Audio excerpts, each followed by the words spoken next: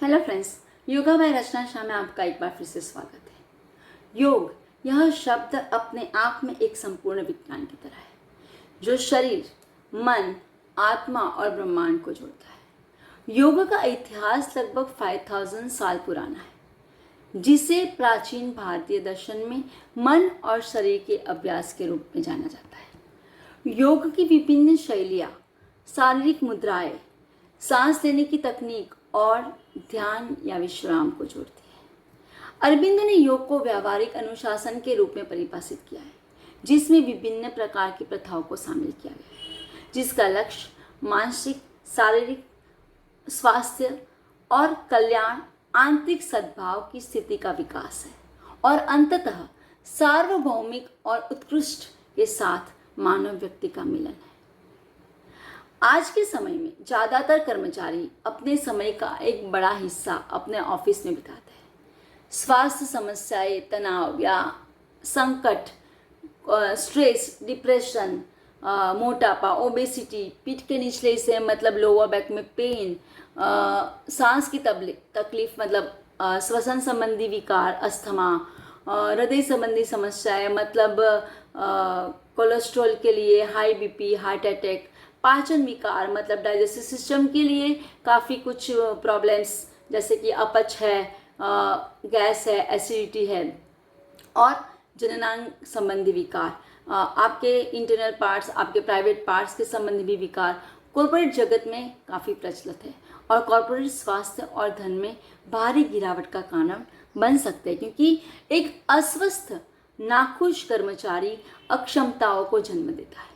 जो सीधे संगठन के आउटपुट को प्रभावित करता है। इन सभी स्वास्थ्य मुद्दों को नियमित योग अभ्यास से संबोधित किया जा सकता है और इस प्रकार समग्र स्वास्थ्य संवर्धन, बीमारी की रोकथाम और पुनर्वास हो सकता है। मतलब अगर आपका कर्मचारी शारीरिक रूप से स्वस्थ नहीं है तो उसका सीधा असर उनकी कार्य करने की एफिशिएंसी पे पड़ता है, जो आपकी कंपनी की कहते हैं ना आउटपुट को कम कर सकता है, काम को कम कर सकता है। विशेष रूप से योग से काम से संबंधित तनाव, श्वसन संबंधी विकार जैसे कि अस्थमा है, फाइब्रोसिस है या कह सकते हैं कि क्रोनिक ब्रोंकाइटिस है, एलर्जिक ब्रोंकाइटिस है,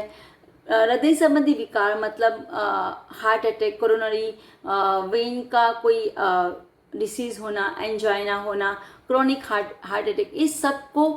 प्रभावित किया गया है कॉर्पोरेट सेक्टर के स्ट्रेस की वजह से, तो उसको योग की हेल्प से ठीक किया जा सकता है।